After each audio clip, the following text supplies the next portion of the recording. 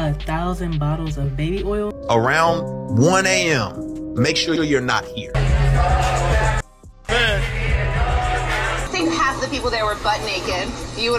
Alors ce n'est pas un secret que l'arrestation de Diddy fait trembler Hollywood. Pourquoi a-t-on refusé cette fameuse caution de 50 millions, pas une seule fois mais 2 fois? Et même au-delà de ça, s'il y a une chose que le public a bien remarqué, et ça fait depuis des mois et des mois, c'est que les stars n'arrêtent juste pas de nous vendre quelque chose. Mais quelles en sont les réelles raisons? Voici des hypothèses. But I'm told that when you go to a hotel, anytime you go to a hotel, you don't just check in the way everybody else does. You send someone ahead to prepare the hotel room for you. It's called preparing the sexy. It's called preparing the sexy.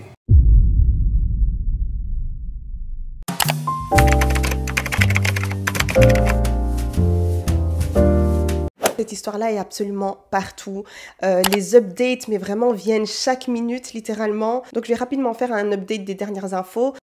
Alors déjà, le fameux truc dont tout Internet se moque, donc si vous n'êtes pas au courant, ils ont chopé 1000, mais vraiment 1000 flacons d'huile pour bébé. Voilà, donc ils ont carrément fait l'annonce dans un communiqué officiel et je me suis dit ça c'est vraiment pour nuire aux gens. J'ai pris ça un petit peu comme une humiliation, mais en fait pas du tout parce que je pense que c'est vraiment une info clé qui va pouvoir participer à l'incrimination tout simplement. Mais en tout cas s'il y a une chose c'est que Internet a toujours été très créatif. Donc tout le monde est au courant que ces fameux 50 millions de cautions ont été refusés et bien sûr il a proposé d'autres choses à côté, que ce soit même le fait de devoir rendre les passeports de ses enfants, y inclure sa maison et celle de sa mère, enfin voilà. Tout un bourbier, mais on lui a dit non. On lui a pas dit non. On lui a dit non, non. Mais du coup, pourquoi est-ce que ces fameux 50 millions ont été refusés? Alors la première raison, c'est qu'on considère tout simplement Diddy comme un danger pour le public. Apparemment, avant même qu'on l'arrête, le gars, il faisait toutes sortes de chantages, que ce soit aux victimes ou alors même aux témoins. Vraiment, il essayait de les convaincre de changer leur version tout simplement. Il a même été jusqu'à contacter Kalena Harper, qui est aussi l'un des témoins. 54 fois les gars. Si c'est pas la maladie, je ne sais pas. Il a essayé de payer des gens aussi. Et puis, cette fameuse vidéo avec Cassie, c'est pas en sa faveur non plus, parce qu'on a vu à quel point il peut être violent. Apparemment, là où il est actuellement, c'est vraiment l'une des pires prisons. Bon, c'est pas vraiment une prison.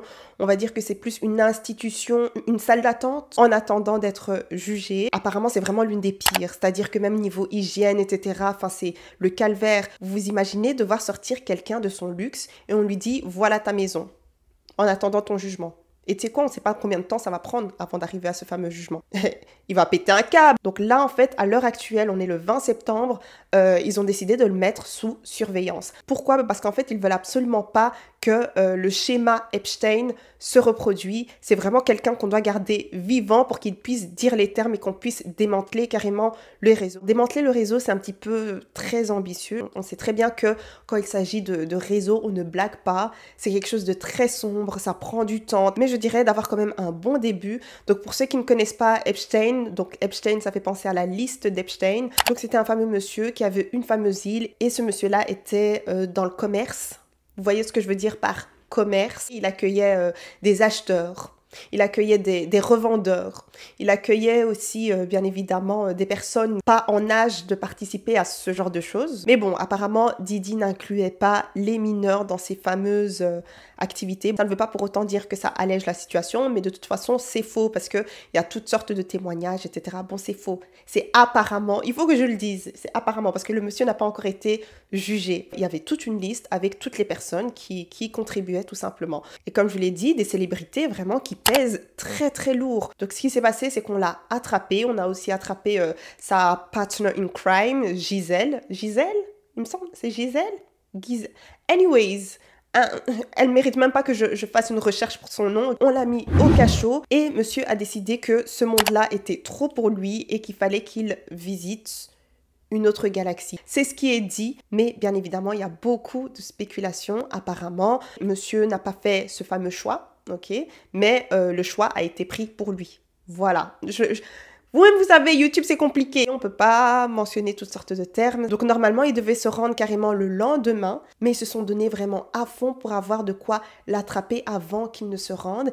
Et apparemment, monsieur a décidé de se faire une dernière. Il s'est dit, tu sais quoi, un petit cadeau de retraite de moi à moi-même. Il a décidé de faire des pancakes. Des pancakes comment? Avec de la farine et de la farine rose qu'on aime respirer. Voilà. Et donc c'est pour toutes sortes de critères comme ça, la liste continue, qu'on a estimé en fait qu'il était juste de devoir refuser sa caution. 50 millions, c'est vraiment, je ne dirais pas du jamais vu. Peut-être qu'il y a quelqu'un qui a proposé cette caution-là, mais en tout cas c'est hors du commun. Donc vraiment on estime qu'il doit rester enfermé. Et donc le réseau est tellement énorme et on cite tellement de noms que les gens se disent au final, on pense que ce sont toutes les personnes qui ont pu côtoyer un jour P. Diddy, en fait, qui ont participé à ces fameuses freak-offs, comme ils les appellent. Donc ces fameuses fêtes où c'est la débauche, en gros. Une personne peut simplement prendre une photo avec P. Diddy et on la met dans la sauce, Mais vous savez quoi, d'un autre côté, je me dis... possible. Ne soyez absolument pas étonnés en fait qu'il y ait autant de noms qui ressortent et voilà, c'est juste la triste réalité malheureusement. Hollywood, ça s'est pas construit en un jour, il y a énormément de personnes qui sont, on va dire, affiliées à ce milieu-là, donc il y a des rituels, des initiations, etc. Donc l'un des parfaits exemples, ce sont les Kardashian, encore pire, Khloé Kardashian spécifiquement. On remarque à quel point elles sont beaucoup trop souvent entourées de Diddy, elles ont beaucoup trop souvent participé justement à ces fameuses fêtes de freak-offs. Mais encore faut-il être sûr qu'il y a une enquête qui est en train d'être menée sur cette famille-là. Mais en tout cas, on a retrouvé quelques vidéos qui en disaient quand même assez long. So who was with you this weekend? A bunch of my friends. Diddy, Quincy, Justin Bieber, so far French so good. Montana. At 5:30 a.m. Well, this party. I think half the people there were butt naked. You would have loved it. When you think of a party or a good time, you think of Puff. You do. But we've been known to party with you a few times. Mais en tout cas, en passant, je me demande qui est-ce qui va analyser les vidéos. C'est genre ces personnes-là auront besoin vraiment d'une aide psychologique par après. Elles vont voir des choses. Il n'y a pas tout le monde qui arrive à en ressortir avec un esprit genre correct. Les choses que tu vas peut-être voir, ça va tellement te dépasser que tu vas vriller. Même les victimes qui ont pu participer à ces fameuses freak-offs, etc., il n'y a pas tout le monde qui est ressorti avec un esprit clean. Hein. Alors tout le monde a remarqué à quel point les stars se grouillent à créer toutes sortes de business. Ils sont présents uniquement pour des raisons stratégiques, pour des lancements de marques, pour des... Vous voyez ce que je veux dire? Et ensuite ils se remettent en background et ça unfollow P. Diddy en masse. Et donc j'ai creusé un petit peu et bien sûr on a chopé quelques petites hypothèses. Vous voyez quand il s'agit de cette fameuse classe sociale, de l'élite en gros, quand il y a quelque chose qui va se passer dans la société ou quoi que ce soit, ce sont les premiers au courant. Je vous ai prévenu sur l'élite. Allez regarder cette fameuse vidéo, les gars. Regardez cette vidéo même avant de regarder celle-ci. Bon, là, vous avez quand même parcouru de nombreuses minutes. On fait quoi? Bon, regardez, ensuite vous regardez l'autre vidéo, ok? Je mettrai le i juste ici. Au moins, vous aurez la petite base pour les complètement novices sur ce qui se passe côté élite. Hein. Et voilà, quand il y a de nouvelles lois et quand il s'agit de diriger, etc., vous pensez réellement qu'ils ne seront pas impliqués dans ça? Absolument. Absolument oui. Parce que voilà, tout ce qui est franc-maçon, etc., des fois, ils sont bien les deux pieds dedans. Et donc, ça peut être à n'importe quel niveau. Ces gens-là, ils sont au courant de choses qui vont se passer avant même que le public est au courant. Et même au-dessus de ça, des fois, c'est même eux.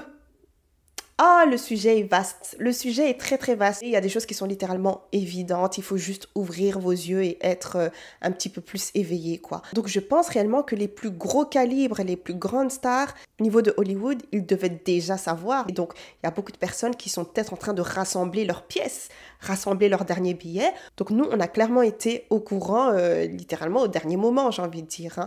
My understanding is that there was a lot of individuals that were involved.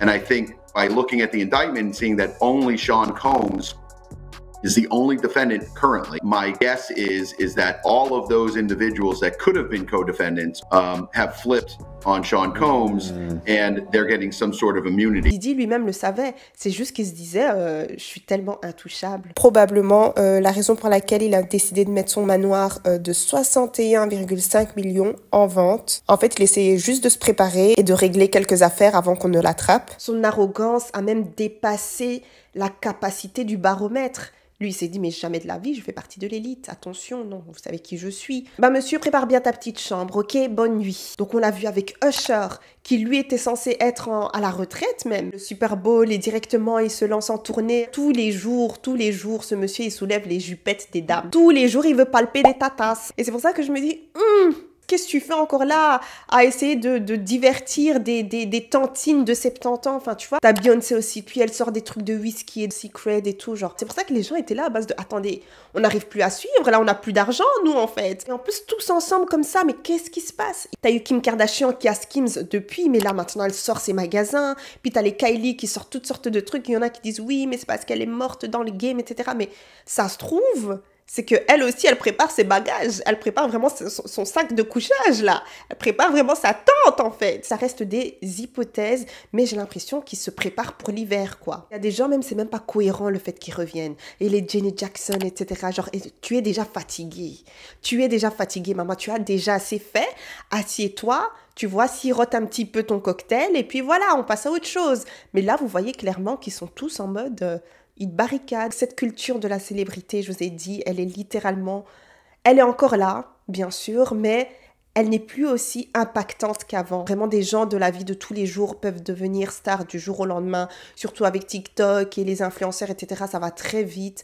Donc, on ne les porte plus autant au nu. Le montant que les gens sont prêts à payer pour une place de concert, c'est devenu ridicule. Si ton image, elle est affectée, bah ça, je pense que ça va aussi diminuer le prix des tickets, etc. Il faut maintenir le niveau de vie et peut-être faut payer des gens, etc. Et peut-être certains labels, ils vont être hyper touchés. Les gens commencent à mettre l'idolâtrie de côté, à humaniser ces stars-là.